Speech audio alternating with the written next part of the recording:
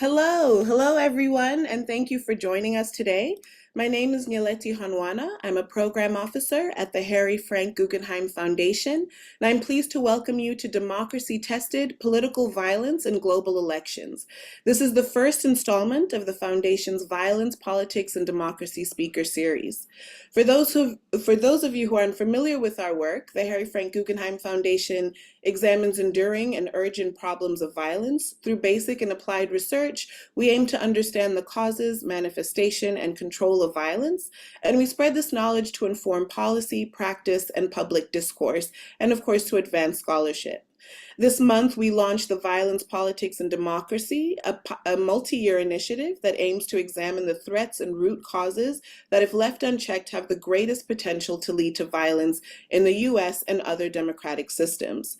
The Violence, Politics, and Democracy Speaker Series convenes experts in conversation to explore issues around election-related violence, which we will explore today, identity politics, the rise of illiberalism, and democratic erosion, to name a few. Our hope is that this informative space leads to knowledge sharing, and we therefore encourage you to pose questions and comments or relevant resources using the Zoom chat function. Before we get into the program, allow me to briefly run through the session's agenda. Our session today will begin with a moderated discussion that will take us to the end of the hour. During that conversation, we encourage participants to pose questions, as I mentioned, using both the Q&A function in the Zoom or the chat function in the Zoom webinar. We will also use the chat function to share speaker bios, other information during the course of the session, and the speakers themselves may also engage with you using the chat function. Following the moderated discussions, speakers will have a further 30 minutes to answer questions posed during the conversation, and the discussion, which is being recorded, will then be made available on hfg.org. Now, I'd like to invite the speakers to please turn on their cameras as I offer a brief introduction of each of them before we start the moderated conversation. Excellent. Wonderful. So in no particular order, I'll do a brief introduction. I'll start with who appears first on my screen. Shumit Ganguly is Distinguished Professor of Political Science Emeritus and Tagore Chair of Indian Cultures and Civilizations Emeritus at Indiana University, Bloomington.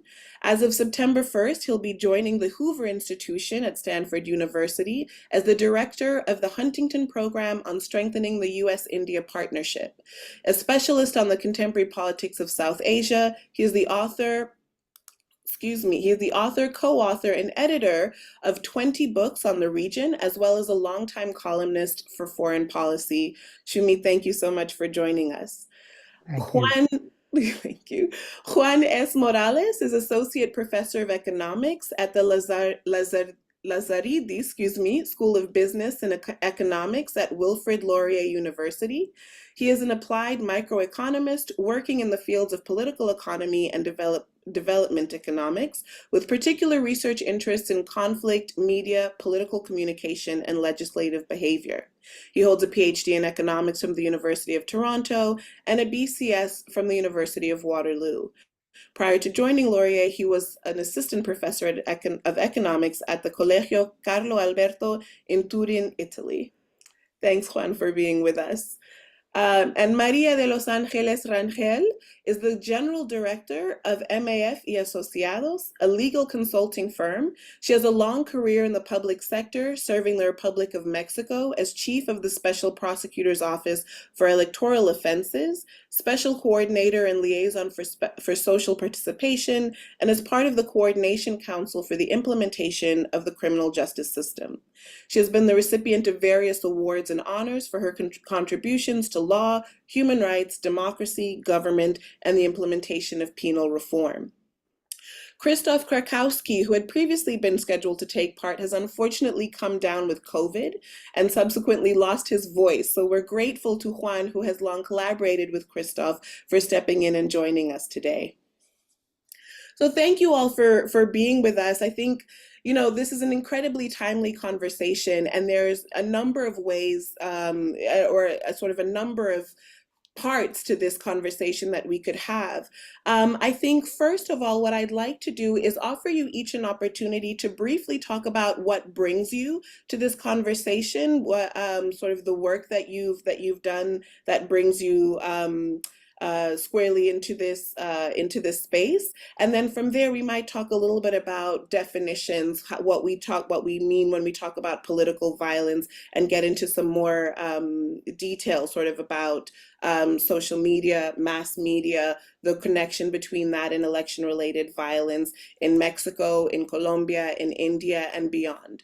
So why don't I start with Juan? Would you like to just briefly introduce yourself and sort of the main questions that bring you into this conversation? Sure. Thanks so much, Nileti, for your introduction, and thanks for the invitation to be part of this panel. So I am an associate professor of economics. When people think about economics, they usually tend to think about interest rates or finance or something like this. But actually, economists do a lot of work on a broad range of topics. We really care about behavior at the end of the day. And political behavior is an important part of that. So a lot of what I do is interdisciplinary work at this sort of link between economics and political science, or political communication and communication as well. And a lot of what I've been doing, working on, is topics on social media, but also on violence and conflict. So in particular, I'm from Colombia. Colombia suffered from a long run sort of violent conflict, historical, for over 50 years. So that's how I started sort of my academic career, looking at political violence in Colombia and using social media as a tool to gauge and to measure some of the outcomes that potentially we care about, such as political support and narratives that kind of arise from violence and from other sort of trends that are happening. So based on that, then I've started to sort of expand my work and doing work on sort of political violence in other contexts and social media in other contexts. So I'm very happy to join you today, and I'm looking forward to this conversation. Thank you, Juan. Shumit, could I invite you to do the same? Yes. Thank you very much for inviting me to participate in this virtual seminar. And I am grateful to you and your colleagues for making all the complex logistical arrangements for this event. I'm a political scientist by training, and much of my work is both historical and institutional.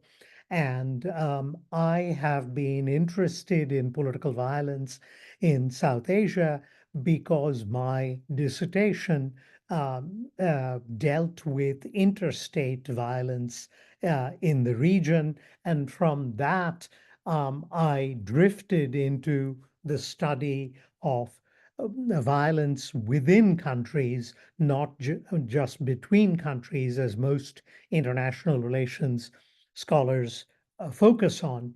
So I have worked sort of in the interstices of international relations and comparative politics. And in recent years, a substantial portion of my work has focused on deinstitutionalization in South Asia, the breakdown of political order, and ensuing political violence. Excellent. Thank you, Shumit. And finally, Maria, if you would, please. Thank you. Thank you for this honor to be here. The invitation for HFG really is really a pleasure to have this opportunity with you. Well, I'm Maria Fromo. I am a lawyer in administrative law and criminal law. I had the opportunity to be part of two of the three electoral institutions in my country. I participate in the Electoral Federal Court, and I was on a special prosecutor office for electoral crimes. And I have also been an electoral observer in several national and local processes. According with this experience, I have been carry out studies and write several articles or documents about the electoral process in my country. Also, I have the opportunity to try to push some initiatives and see how to construct certain protocols about the balance in the electoral process. I was working with those institutions to try to find how to register the political violence in my country. That is the work I was doing during my life in respect of the electoral process. Thank you. Thank you, Maria. And I think I'll stay with you for just a moment because I do want to sort of ground the conversation. We'll ground it contextually, but also in terms of just defining what we're talking about. What is understood by political violence in Mexico? Well, I would like to try to say that maybe the population understand a very close concept in respect of the political violence. They associate the concept only to the homicide or something hard to the directly physical to the person. It is the violence have to be addressed comprehensively. Aggressions include also physical, psychological, economic, property-related, and sexual violence against the individuals involved in the public life. We have to understand that political violence is not only during the process, the electoral process, it's occurring during the life of the political side. Then we have to try to compensate all those concepts to try to introduce those insights of how to register, how to prevent, how to investigate the political violence. Right now, our law have this complete concept, but the people until today, they don't understand what exactly it could occur or how we can notice that they are inside of an event in political violence. That is the reason, one of the things is to try to push that knowledge inside of the population and try to understand how they could prevent it. Yeah, thank you. And thank you for making that, I think, that connection, right, which is so often the case of people thinking about political violence and connecting it to elections. Juan, could I invite you to give us your definition, your working definition of political violence? Yeah, so I think I like what Maria said, that we really have to think about sort of broadening what we think about when we think about political violence. But at the end of the day, when we think about acts of political violence, we're thinking about an act that is a sort of trying to change power dynamics and who's holding power, right? So this could be a very different nature in very different places, right? In Mexico, a lot of it, what's happening now is criminal violence, trying to co-opt, let's say, formal institutions. In Colombia, historically, was of an insurgent nature, right? So it was the guerrilla groups and the left-wing sort of Marxist groups trying to overthrow governments. So a lot of that political violence was actually, again, civil in nature, of these kind of rebel groups against the state, or sometimes against even paramilitary groups, right? And again, this is a struggle for power. And then finally, when we think about even now in sort of advanced democracies, in some of the work that I've done in Poland and more recently on the US, we can think about sort of these kind of violence against politicians, again, as a way to try to change power dynamics and subvert power, right? So in the case of Poland that we've looked at, that I'll talk in more detail later, probably was an assassination of a Polish mayor, right? And this is clearly something that is attempting to change who holds power and how that power is held. And on that point, Juan, I'd like to stay with you for just a moment here because you and Christoph have a forthcoming paper where you're really looking at, does electoral violence decrease political support for political actors that are associated with perpetrating or condoning those violent actions, right? And I think I'll bring Shumit into this conversation because in some cases, right, the political violence is really used to entrench, right, the political will, popularity, but not so in the most recent work that you've done, right? So could you talk a little bit about that paper, the Polish example, the US example that you looked at specifically? Absolutely, thank you. So we make this very important distinction of sort of the violence in, let's say, mature democracies versus sort of less mature democracies or more fragile states, right? And in the case of mature democracies, what we find is that, in sort of other literature, what they found is that political violence can be used as a way to sort of mobilize support, right?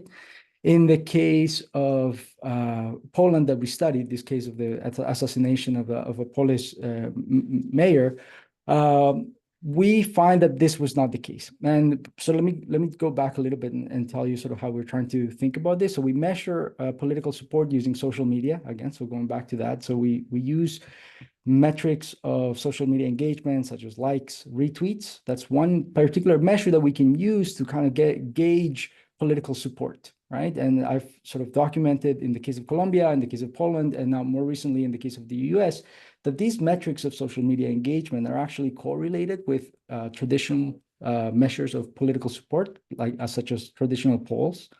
So because of these political violence events, we want to try to capture short run, let's say, effects, right?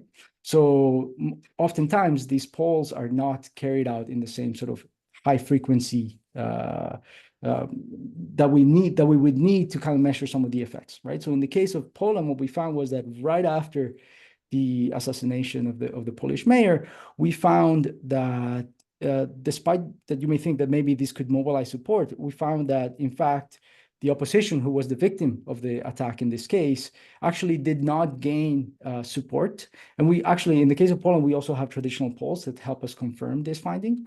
But then when we think about sort of why would that be the case? Well, one is that first of all, this sort of electoral violence in mature democracies where you have sort of norms against violence and norms that are sort of more established may backfire. And in particular, it backfired in the case of Poland because the opposition that had been the victim in this case reacted in a sort of increasing their negative campaigning and what we sort of characterize as being more antagonistic towards the government in support, right? So instead of being conciliatory in nature, they sort of there was this sort of effect from basically the reaction of the victims was to blame the others and to sort of antagonize and to try to incite more contention.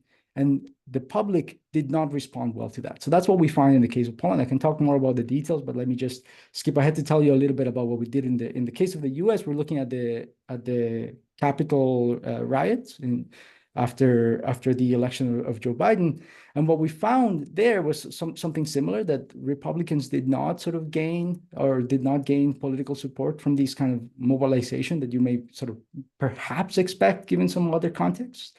And instead, Republicans that were closest to Donald Trump seem to have lost some support. And this is evidenced by some other papers, but also our work that shows that these engagement metrics kind of go down for these politicians that were closest to Donald Trump, right? And again, this speaks, in a sense, it's a little bit of an optimistic message. It speaks to perhaps that in mature democracies, we have a low tolerance for violence, and that when these acts occur, it's hard for politicians to kind of take advantage of this to kind of mobilize support and to try to incite more violence.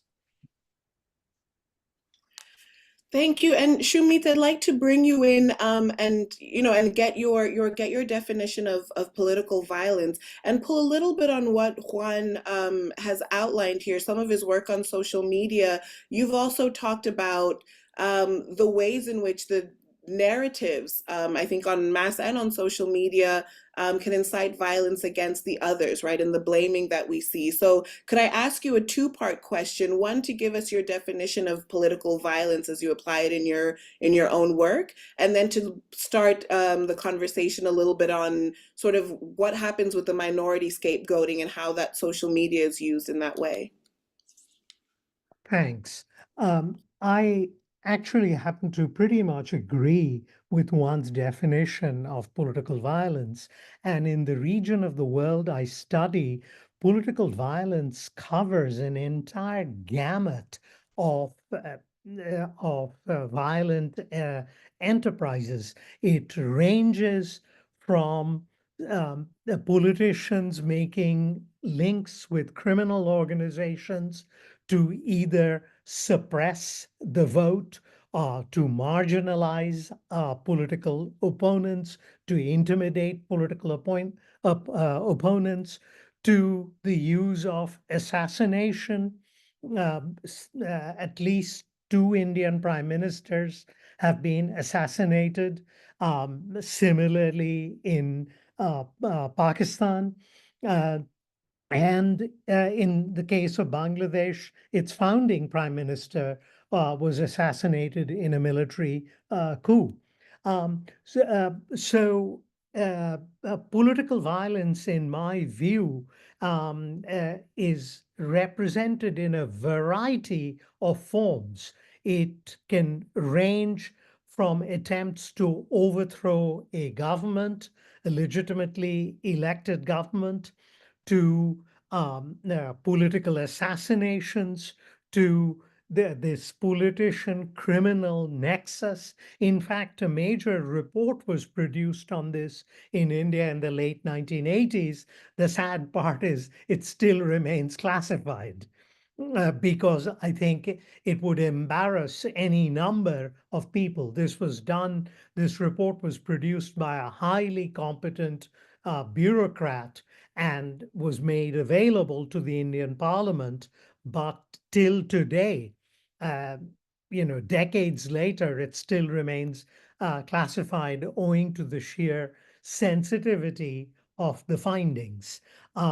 So for me, political violence covers an entire spectrum of violence. To turn to your second question, India has the largest number of Facebook users in the world.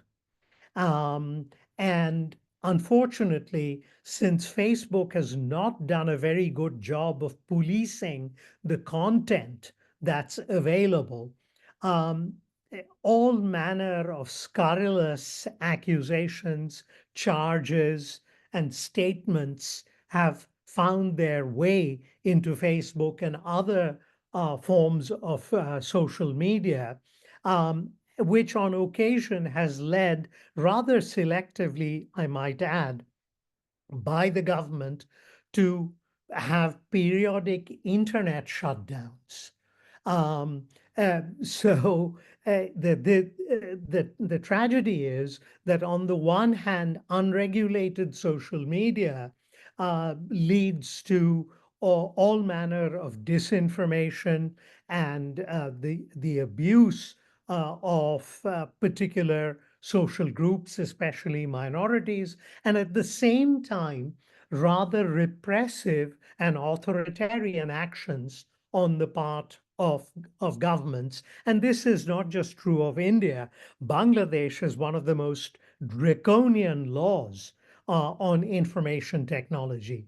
Similarly, Sri Lanka, certainly Pakistan, which has only intermittently made transitions to democracy and has never been able to consolidate democracy. In all these countries, governments have made rampant have resorted to rampant exploitation of laws that they have passed to shut down legitimate free speech, and often not to curb um, uh, speech that actually incites violence because it serves political ends. And can you, in staying on that point just for a further moment, how does that manifest ahead of or during the election cycle, right? That kind of shutdown, that clampdown on free speech, specifically on social media. What is the correlation that you've seen between that kind of shutdown and and violence around the election time? Um, that really varies from country to country and from region to region. And it also varies dependent upon the particular party in power. So it's hard to make robust generalizations about shutdowns or giving leeway to preferred groups to carry on their activities. This would require very careful data collection and sifting through that data.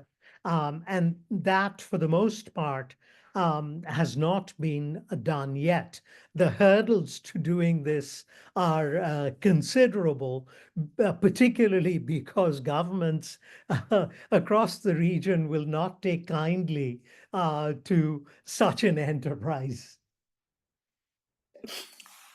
Unfortunately, Maria, I'd like to come to you because on this, folks staying with minorities and marginalized populations, you've noted that the majority of election-related violence in Mexico took place in marginalized communities during the municipal elections. So, what work and programming have you carried out to answer this, or have you been a part of to answer this? Yes, well, coming through your question, I would like first to say that political criminal violence in Mexico is really a complex and serious problem that cannot be attributed to only one factor. As we mentioned, it to be a single cause could be so many others could influence in that.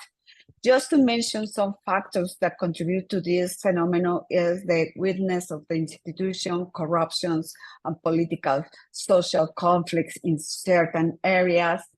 These are mixes and with different power struggles, impunity, poverty, social inequity, ideological manipulation are some of the factors we have to consider than when we go through the violence in the marginalized areas.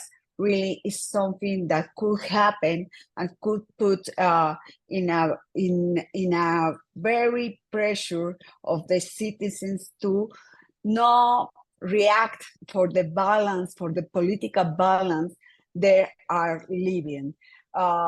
As we see, it is difficult to attribute a single cause. Therefore, addressing this situation entails an accumulation of different initiatives and prevention plans to range from the external institutions to resist this infiltration and corruption, to an exhaustive investigation to bring us closer to focus on a different security prevention and combat measures.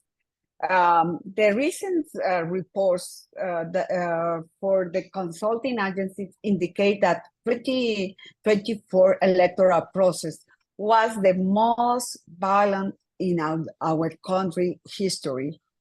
We can say that more than 800 victims of political violence, including the murder of 39 candidates. This is really a huge number for our country. Compared to that, if we have numbers to try to figure out which is that difference that I mentioned, is that during the process of 2020-21 electoral process, the number of the political violence victims was really increased more than 244%. You can imagine this is really a huge number, a huge violence political process. And we can say also that the 75% of attacks against of candidates were concentrated in a local level in the municipalities, and the 92% involved assassinations of individuals seeking the position of mayor. That really is something that is happening in our country. And there are 3 states, and both of those states are one of the poor states in our country. They are in the south of our country, and it is in areas that maybe is very difficult aspects, very difficult possibilities to be there for the electoral authorities. They have they have the highest number of political violence victims. That is the connections we can do with the poor areas, with the balance political in the process that we just lived a few weeks ago.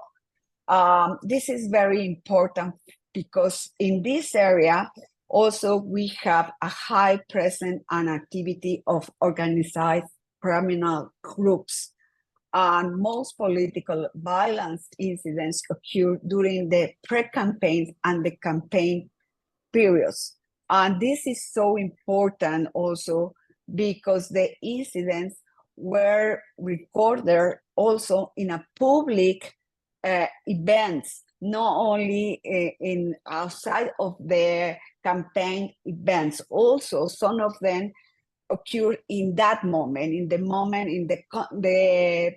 the persons were concentrate to give the support for the candidate, and in that moment occur that violence. This is really something that we have also to try to take care how to prevent that kind of things, because the violence is outside the control, and we have to work so hard because with the authorities to try to look the protocols. This phenomenon without adopt is a serious threat of stability of the governability, and that come not only a further destabilization of the democratic process of our society, it could be the beginning, a critical point that in a certain way is determining the course of our country. That is one of the reasons the authorities have to work so hard to prevent, how to protect the victims, how to try to help to encourage those mechanisms not to be so violence political inside of our process. Thanks, Maria, and thank you for that sort of the overview of the root causes, right, of so much of this. I want to stay on this point of the intersectionality between criminal violence and political violence that, as Shumit has outlined, is so often in various contexts wrapped up together. Juan, I'd like to invite you to talk a bit about how that manifests in the Colombian example. Thanks, Nimati. I think in the Colombian case, it wasn't as explicit for sure, because most of the actors that were, well, the main actors, let's say, the left-wing guerrilla groups were sort of an insurgent nature, rebel nature. However, as the conflict kind of evolved in Colombia, there was definitely an aspect of, one, sort of the involvement of these groups with drug trafficking, and that kind of makes everything messier, right? And on top of that, there was the rise of the paramilitary groups, which were, in a sense, again, criminal organizations that were kind of outside, but sometimes working with the government to, again, try to control power and power dynamics within the Colombian territory, right? So in the case of Colombia, this intersection is not so clear. However, when you think about when these groups kind of got involved with the drug trafficking, then you kind of see this play out.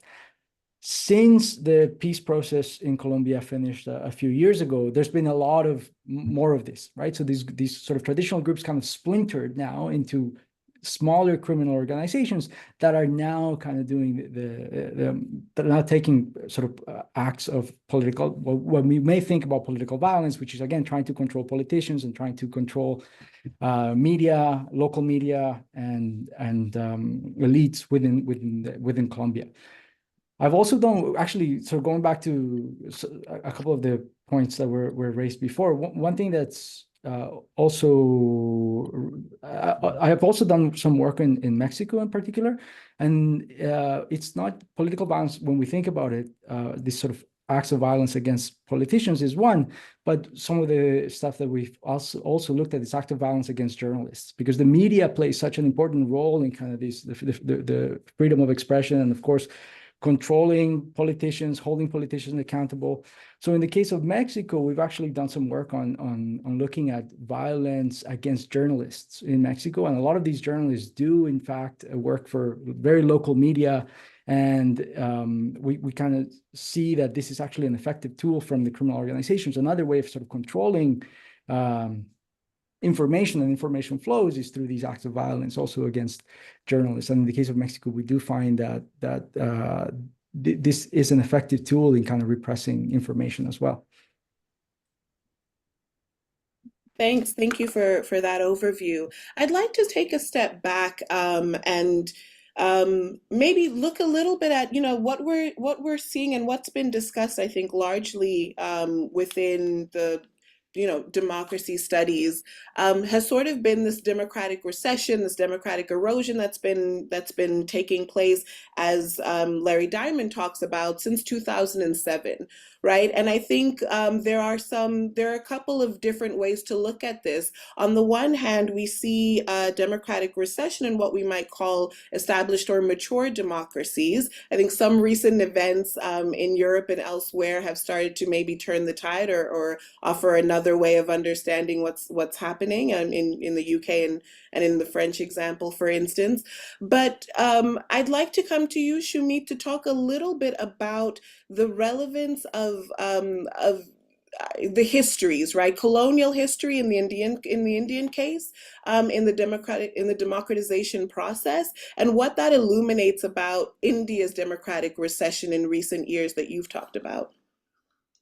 Right. The legacies of colonialism are writ large across South Asia. It's not confined to India.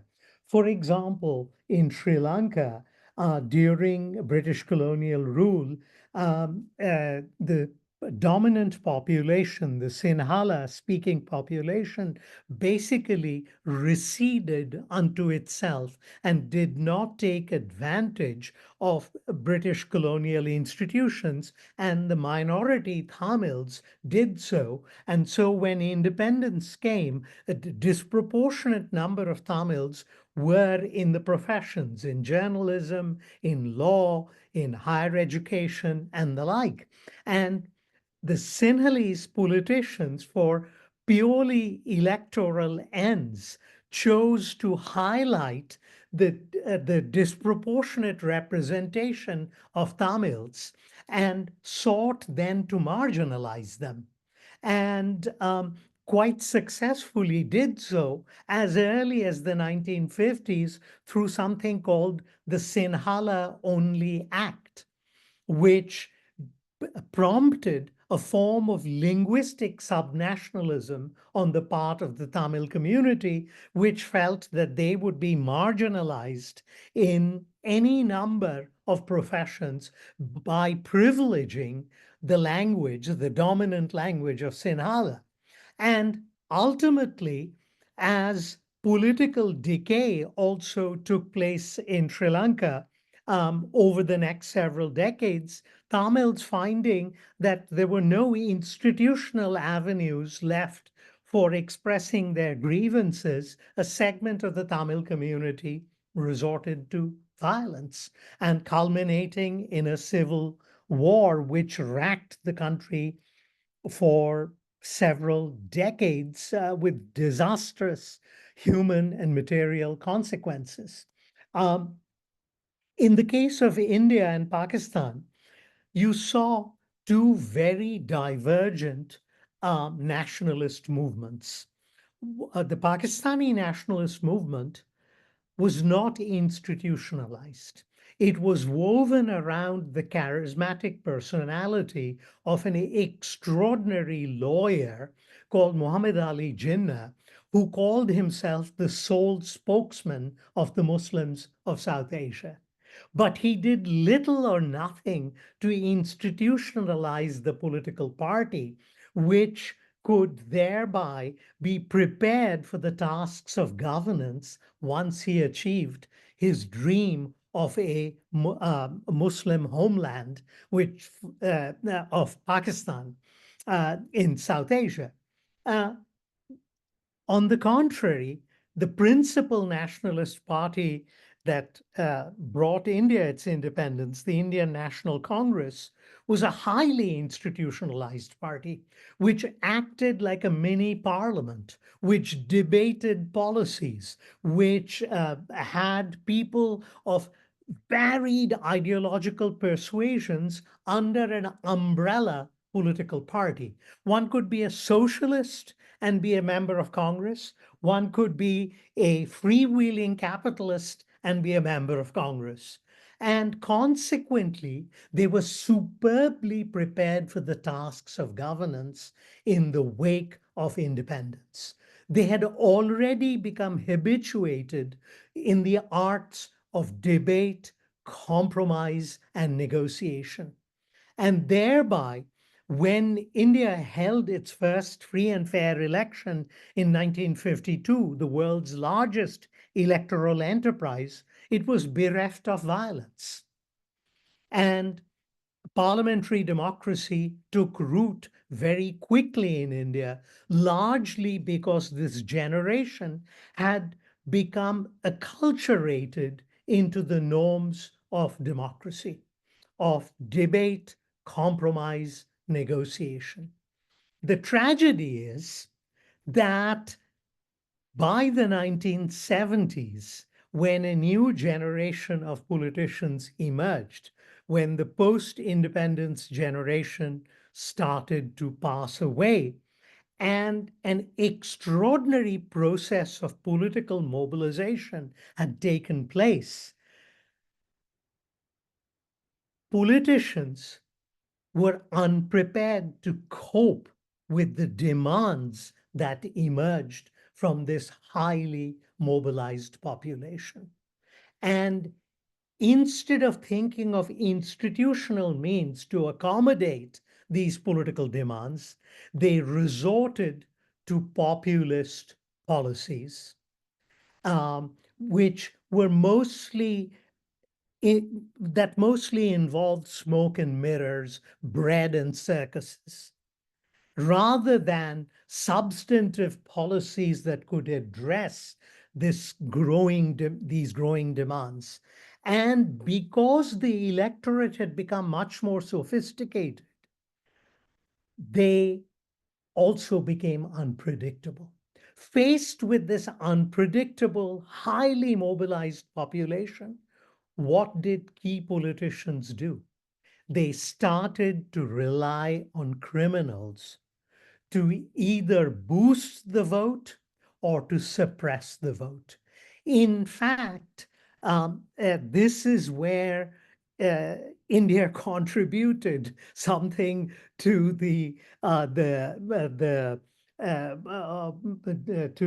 something to political discourse with the coinage of the term the criminal politician nexus. And that criminal politician nexus, unfortunately, has become part of the warp and woof of Indian politics. It has become embedded in India's political culture. And especially as elections have become more and more expensive because of the rise of social media, politicians have made all manner of unholy alliances with local warlords, with local thugs. And uh, basically, one hand washes the other. I overlook, for example, the presence of what are called sand sand mafias. These are people who steal sand from riverbanks illegally. And in turn, the sand mafias can be counted upon in certain states in India to deliver the goods at the time of elections. So this has a long, complicated history. And there's a form of path dependence. Once you embark on this kind of pathway, these kinds of informal institutions take on a life of their own. Yeah. Thank you for that comprehensive overview. And I think that, and there's so much to unpack there. And I want to be cognizant of time because I think we've spent some time really breaking down, not only in sort of particular countries, but across regions, the ways in which political violence, criminality, corruption, and a host of other issues sort of come together to inform some of the election-related violence that we see. I do want to spend maybe the rest of the moderated part of the conversation talking about some solutions, examples of what we see is working to counter some of what we're seeing, and then also to end with a conversation about what are the future questions for research that are needed to better understand and better respond to what we're seeing. So Maria, can I turn to you? I know you've been doing much of this work, and you've outlined some of the work that you've done. But could you spend some time talking to us specifically about the institution building that you've led? Yes, of course. Thank you very much again. Well, first I want to say that in Mexico, there have been some efforts in the property identify and sanctions political violence through the government actions. One of the most recent efforts is in 2020 reform, which added various provisions to different laws and to ensure the exercise of the government of the political rights. Before the reform in 2016, the protocol to address political violence against, in this case for human only, was implemented. This instrument established some rights of human victims of political violence and identified 8 different governmental institutions that could intervene in the guarantee of these rights. These 8 different institutions are, some of them to protect the victims, other ones to investigate the cases, other ones to report which are the cases, and some ones is to assist the victims. This is so important to try to have an effort with really a global effort to try to keep the victims in a safe place, but also to try to investigate what is happening. All these authorities guarantee the action protocol on political violence, which needs to try to understand what exactly is happening and then how to prevent this political violence. But also there is a social knowledge of what to do when there is a balance, but even more so to able to identify where are the balance issues that are very little known, how are the cause of this, and also how to prevent that and try to report the exactly knowledge of the situation, and with this report, how to act and how to react for those institutions. Also, how they can understand to prevent in a future those actions.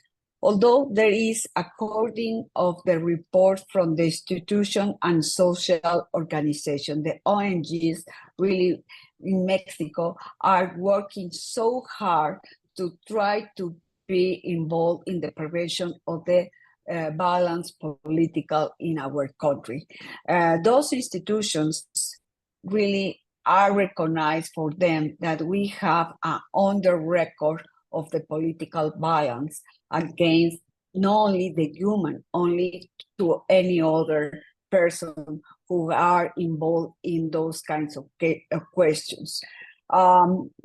This is something that we could understand that we have also to know exactly how to report, how to connect the culture of the citizens with the confidence and the trust of the institutions to try to create a real report of the exactly case in which it is happening. It is important that the country try to do a lot of efforts and have to try to address the political balance and try to understand what are the root cause of this and how they could try to keep outside of the electoral process. We know that is really very difficult because if we will see what is happening in a normal life in the society, we have to understand that it could reflect exactly in the electoral process. The idea is to try to understand how to try to keep that situation outside of the electoral process, to try to save the democracy, save the electoral process, and save the conditions for the citizens to have a free and secret vote to elect the different authorities. That is the reason that I don't know if I can go through some ideas more for exactly that if we don't have mechanisms to identify and to real sanction the political violence, this is not going to stop. We have to create a real investigation inside of the official authorities to try to find what is happening and how to not only sanction, also to prevent the political violence. It's essential to develop information mechanisms that provide a comprehensive overview of the violent accidents across the country in order to generate public policies that can address them. Right now, the only information, the only reporters that we only have is the media or the social media. We don't have an official report that could create that kind of information to take down what is happening and how to resolve that problem. That is the reason we understand that to really address the political violence in my country is not only to create the institution, is to investigate, to make the good report, and to make that the results happen to prevent the future actions. Thank you. Thank you, Maria. And for Juan and Shumit, I want to stay with what Maria mentioned really on what she's outlined here. And we're thinking about how is it that, when we think about this democratic recession or erosion or backsliding, are there, based on what Maria talks about in terms of what's been helping and what's needed in the Mexican context, to the extent that the global South and global North are sort of useful political terms, or maybe moving away from those terms and talking more about mature democracies and fragile states or democratizing countries, are there lessons to be learned from what's worked in those fragile states that might be applied to mature democracies that are like Poland at this time, trying to come back to or trying to counter the democratic backsliding that they've encountered over the last, decade, 15 years? So I leave that question open, Juan, if you'd like to take it, and then Shumit, maybe we'll move to you. Sure. That's a great question. I think more so that what has worked is what hasn't worked, and what lessons can we learn from what didn't work in these places, or how they failed. To a certain extent, I think that one of the key points that Maria brought up, and I think that I would like to emphasize again, is sort of this key point that a part of democracy, we need to have that freedom of media, freedom of expression. And let's say autocracies and countries that went through a lot of these processes of democratic backsliding, the autocrats realized this very fast. And that's why they've gone through all these efforts to control social media and to control the media, criminal organizations in Mexico trying to attacking journalists, but also in two cases that I've looked at, one in Venezuela, where the president of Venezuela actually used social media bots and automated accounts to promote his image on social media to try to create the distorted image of popularity, and how that actually can affect political support and change political dynamics. That's one case. The second case is the case of that I've been looking at. It's not published yet, but it's a case of Turkey, in which, again, the government passed this legislation to try to control social media platforms and ask social media platforms to have these offices in the country that would be responsible to responding to requests from the government. And in the case of Turkey, what's interesting is that what we find is that just the fact that this legislation was passed had some effects on online political dissent, right? So people were less likely to express dissent against the government when this legislation was passed, despite the fact that initially there was no enforcement of this legislation. So this kind of the fear of reprisals is something that is there, right? And it's part of how these autocracies have managed to control politics is again through these what we've called sort of in my work and in other work, sort of these spirals of silence, where people are afraid of speaking up because there's not these norms of free speech and freedom of expression, right? So the norms are key here, and the institutions are key here, right? So I think going back to sort of your question, okay, what can we learn, and what are the things, what are the possible avenues for research is, okay, so how can we sort of regulate social media? Because a lot of what has incited this is just the chaos of social media, and there's been all these sort of increasing political polarization.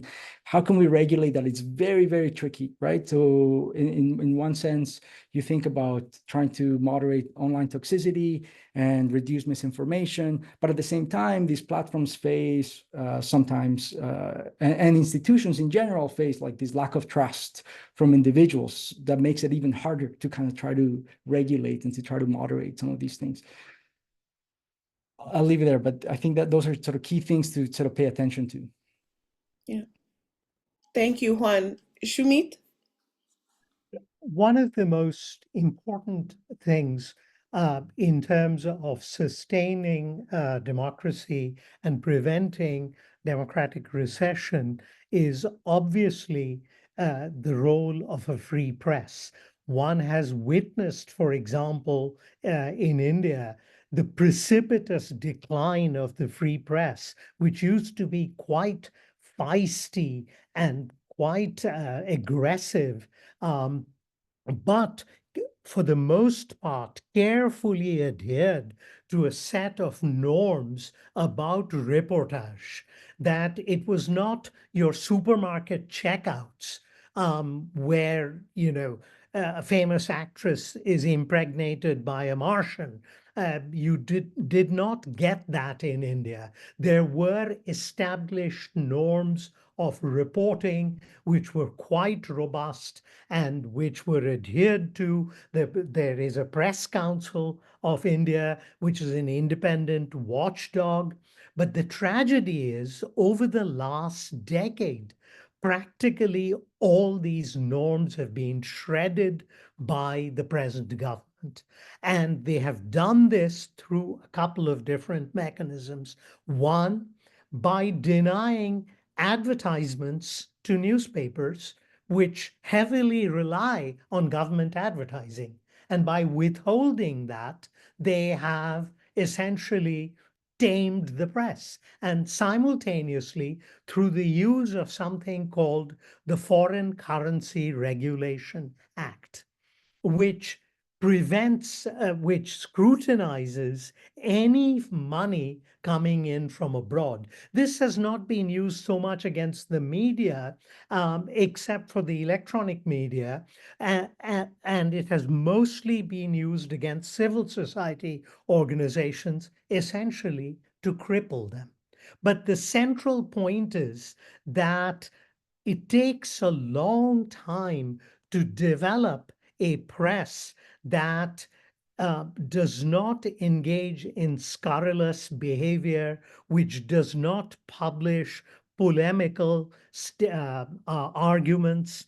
And here is an object lesson, not just for fledgling democracies or democracies in the global south, but even here in the United States. Witness what has happened to certain networks where you, under the guise of free speech, you can make any outrageous claim.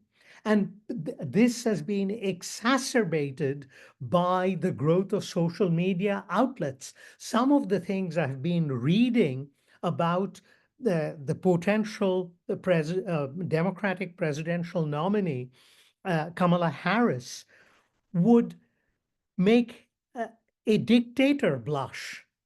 The misogynistic, racial epithets that are being hurled against her by a certain segment of the political spectrum, I thought I would never live to see in an advanced industrial democracy, which considers itself to be a beacon of democracy to the rest of the world. As an American citizen, I am appalled and horrified at the decline of what I thought were completely robust and unbreachable norms.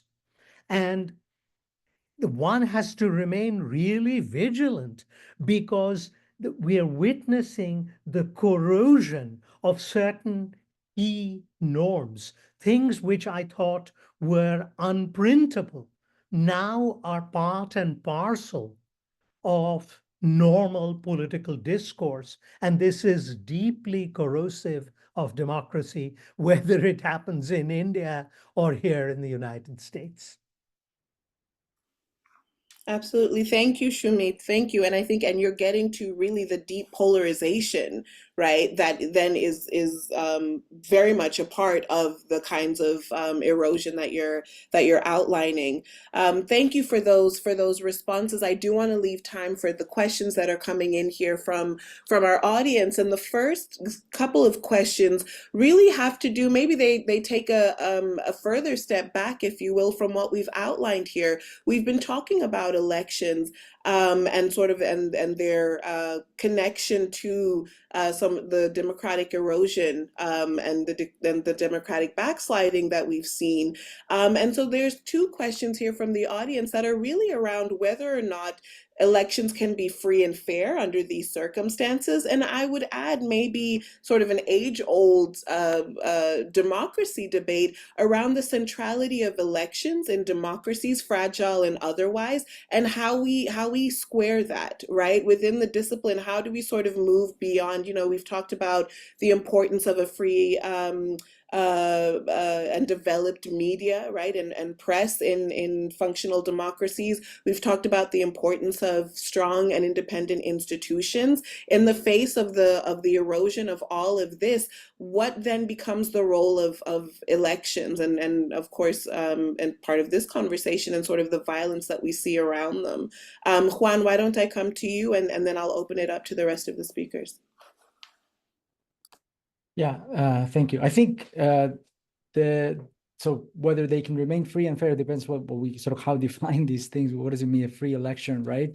If a foreign actor has some online political campaign that influences national elections, would those still constitute free and fair elections, right? So these are sort of key questions of what we think about is free and what we think is fair. So of course, elections still is sort of an integral part of what democracy is. And one key thing that you know is that even in places that we don't think are democracies, right, such as Russia, elections take place, right?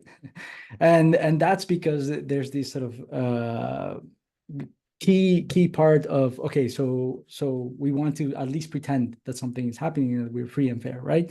So elections will continue to happen. The question is, can those be influenced in a way such that we can say these are no longer free and fair, and what would that entail, right? So in the case of mature democracies, I'm not sure that it's not clear to me that what that would mean, right? But the key point here is that the real test is not whether the elections are taking place and what happens at the elections. The real test for these democracies, what happens is after some of the, let's say, populist leaders, or let's say more autocrat type leaders are elected, and whether the institutions that are in there to hold them in check persist, right? And whether they're able to hold up. So I think the key test for these democracies is not so much in the moment of elections, is what happens after, right? So what happens after, and whether those institutions are able to hold up. So I think that's one key point there. Thank you, Juan. Shumit, Maria, can I invite you to respond to this question? Yeah, absolutely. I completely agree with Juan that even quasi-authoritarian regimes go through the ritual of elections because it's a kind of a marker that they can hold up, both to shore up legitimacy at home and, more importantly, global legitimacy to maintain these kinds of trappings. And we can even have electoral democracies where elections are moderately free and fair, but all manner of civil and personal liberties are steadily constrained. Mm-hmm.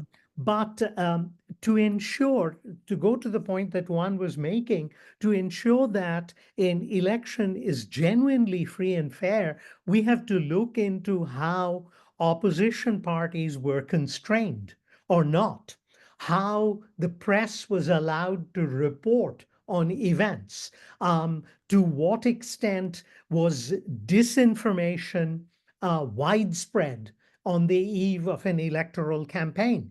And to what extent, for drawing from the example of India, to what extent is the Election Commission a robust body? Until very recently, India had an extraordinary election commission, which would routinely upbraid political parties, regardless of their political participation, if they violated something called the Model Code of Conduct. Sadly, that election commission no longer can claim to be the same watchdog that it once was. So these kinds of institutional and normative protections, do they apply? And if they do, then perhaps we can say that, yes, on a rough and ready basis, the election was indeed free and fair. But when you start seeing these elements, to start seeing the atrophying of these elements, then it raises profound questions about the fairness of an election. Yeah. Moving on to some more questions coming in. We have a number of questions around social media. There's one that's asking, to what extent are content moderation efforts on mainstream social media platforms undermined by users' migration to alternative platforms, MeWe, Minds, Telegram, etc. And how then can we present more realistic assessments of the efficacy of contemporary approaches to content moderation? Juan, perhaps I'll pose that to you.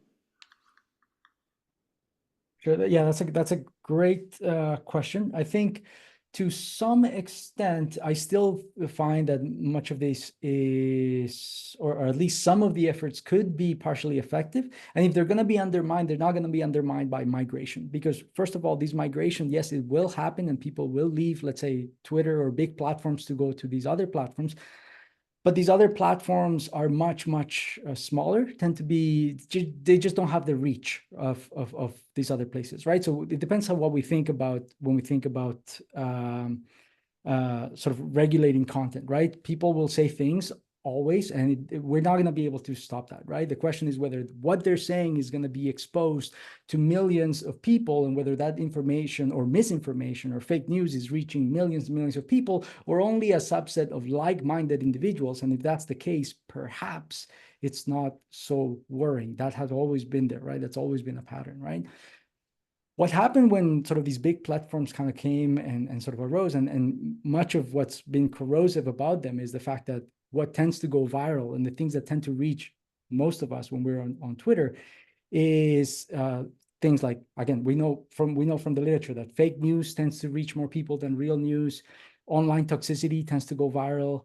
Increased sort of negative campaigning. So in our work in Poland, we see that attacks on other politicians, those things tend to go viral, right?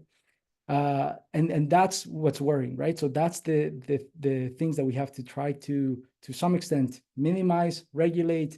And there's this kind of very, very interesting trade-off that the platforms face, because they know that that's what's driving engagement. And at the end of the day, what they care about is maximizing user engagement and having people on the platforms stay as long as possible, right? And if I know that one politician calling another politician a name is going to drive all this engagement on the platform, is going to keep people there, keep people's attention. It's a key thing here. Then the platforms are also facing these kind of trade-offs. Well, yes, it's bad, right? But we're maximizing profits. We don't care about, in a certain sense, you can think about it, you don't care about social good. So to a certain extent, there may be a role for sort of governments to play here. I don't know how much, but this is something that's important.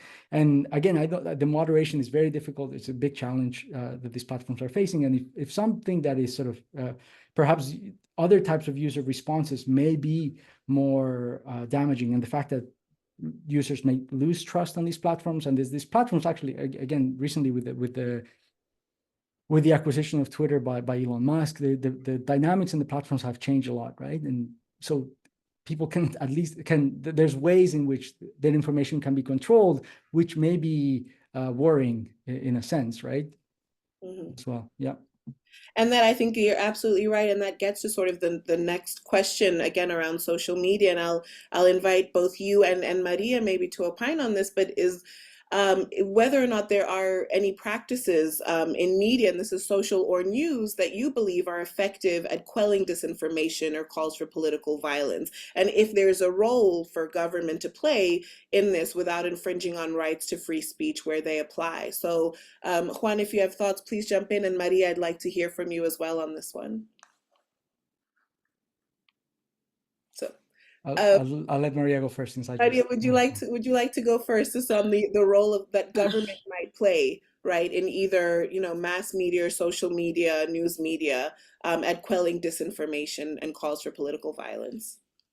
Well, it's a little bit difficult answer because, you know, as one mentioned before, to control, to try to say how to make restrictions in the social media and the news are really something that is not easy for the government, because, you know, the liberty to express the ideas sometimes is one of the rights that so many people use to try to go against in respect of the announcement or the news they want to put on media or social media. I would like also to address in this point that during the elections in Mexico in 2024, many young people in Mexico vote for first time, making up nearly 26% of the electorate. This is a significant situation because it's a segment of the population primarily gets their information from social media. Then the regulation of social mediums, in our country, they gave some rules, generic rules that could follow for the different political parties and candidates. While the mass media convert to enter electoral process to influence of social media went beyond simply providing information. Candidates use various social platforms to promote their campaigns, but also some of them use fake news, that I think so they also is something that could push the political violence in our country and maybe in the rest of the world. And despite the advantage of social media, there are also downsides, disinformations, fake news, and this credibility between the candidates were notable issues during the electoral process. I would like to arise one of the cases that we lived in this past process in our country. Also, some news when come up in respect of the sons of the daughters of the different candidates. They use news in respect of some certain actions they did in the past and used to try to create something against the candidates. And it's really something that could be a very really balanced to not only for the candidates, for the kids that are involved in these kinds of news, that they move in the fake science, or also they are real, but in any case, it's balanced because they are only children that are involved in political. And I think one of the points we have to consider is to try to give an specific rules to control the violence, because the violence digital is one of the things that could use information or communications that are not so easy to stop in the media, because they go very fast through the different platforms, and no anything could stop if you don't denounce or report that news that is not fake, and could pass so many time, maybe hours or minutes, but those minutes could do so many harm to the persons in respect of the private or public life. I think it's something that we have to consider, how the institutions could keep those clear rules and create sanctions to try to stop and maybe to try to control these kinds of mentions in the social media. Thank you.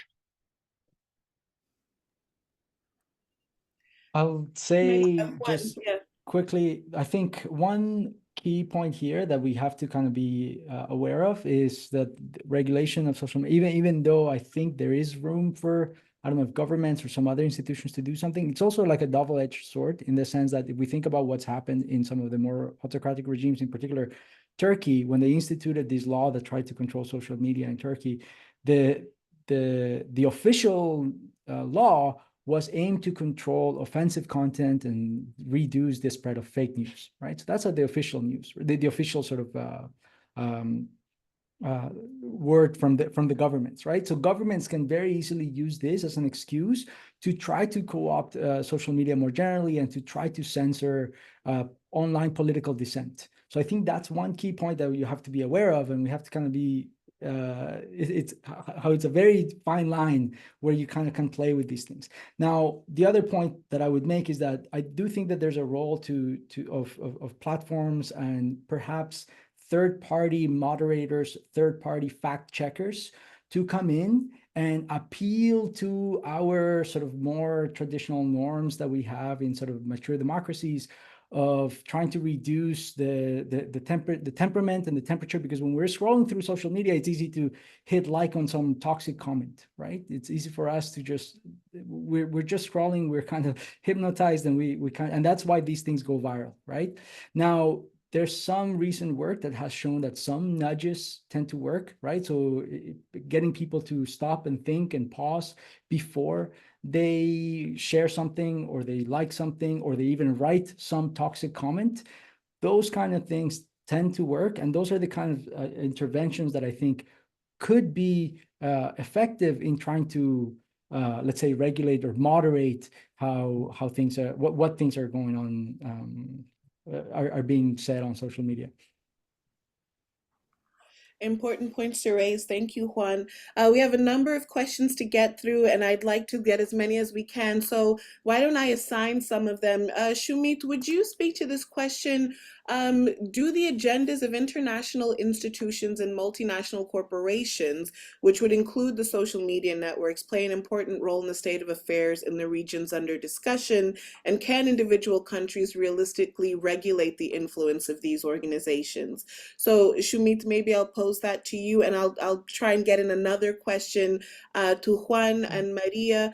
If you'd speak to whether the spirals of silence will corrode democracy in the coming days. And maybe you'll define spirals of silence for those of us on the call who are not political scientists. So Shumit, could I begin with you on the international institutions question? And then Juan or Maria, please jump in right afterwards. Yes, certainly. Large countries with large media markets actually have a disproportionate amount of power over these the global media corporations, because you can say, if you do not adhere to local content rules, we'll shut you down. And it's incredible how pliant these corporations have been. We often tend to think as corporations as these behemoths that are running amok across the world and without any regulation. But we tend to forget how much power governments wield over them because of market access. If I deny say, Meta market access to across South Asia, Meta will do my bidding. And governments have discovered this. I'm not talking about the very sensible data protection regulations that the European governments have instituted. Having lived in Germany for several summers and worked there, I have tried to go to completely innocuous websites, which I can readily access at home. I cannot access in Europe. And a little sign comes up which says, according to EU data protection regulations, you may not so access this. Part of this is political culture. In the US, the notion of the First Amendment is so deeply embedded in American political culture that regulating the behavior of large corporations and entities, particularly after the infamous, in my judgment, Supreme Court decision on free speech, which has literally opened the floodgates. And this is where some form of sensible regulation that exists in Europe might be the model for us to emulate, not just in the US, but elsewhere. Rather than the kinds of draconian steps that states in South Asia, the region of the world I study, have taken, largely because of political ends. Thank you, Shumit. Juan, could I have you answer that second question, and it may be the last one of the day as we come to the end of the session? Okay, so when I think about the spiral of silence, it's something when it is a case where people are afraid to say what they think, what they really think. But second of all, that's affected by what they observe, right? So if everybody is saying something, let's say there's some norm of what's okay to say, and everybody's saying that, there could be this sort of miscalibration where I'm not saying what I think because I think everybody else that I do see is saying something else, right? And there could be this miscalibration where there's this kind of quiet minority that is not speaking up because they feel or they perceive that they're in the minority and they don't want to feel like they're in the minority, right? So can this corrode democracy? I think that's a great question. And one thing that we do know from social media is that what we tend to see on social media are the extremes of this sort of political distribution, right? So we tend to see the extreme right, the extreme left. People that tend to be more moderate tend to shy away from the sort of conversation on social media, right? So to some extent, we do see this very polarized picture, that social media gives us this very polarized picture, right? And this could, to some extent, definitely sort of affect how people, what people think, and not only what people think, but what people think that others think, and therefore affect what they themselves think. So I think that that's a key point. Now, the other key point here that I would make is that when we think about sort of the way that this can be moderated or controlled, we have to draw these kind of line that is very tricky between what is actually legitimate criticism of a government or a political position versus what constitutes actually toxic, corrosive, offensive criticism that is sort of corrosive to those political norms. And I think that's the challenge that we're sort of facing right now, and that we have to kind of try to navigate these days. Thank you. Gosh, there's so much more to discuss, so much more to unpack here. But I just want to take the last couple of minutes here to thank you once again. Thank you to Shumit, to Juan, to Maria for leading us in such a rich conversation that touched on political and election-related violence in Mexico, in Colombia, in India, Pakistan, Sri Lanka, Poland, Turkey, the US. I mean, this was really a global exploration. And as is often the case, this conversation could have continued for several more hours. But I do have the duty of bringing us to a close and thanking not only today's speakers, but all those of you who joined us and who stayed through to the end of the session.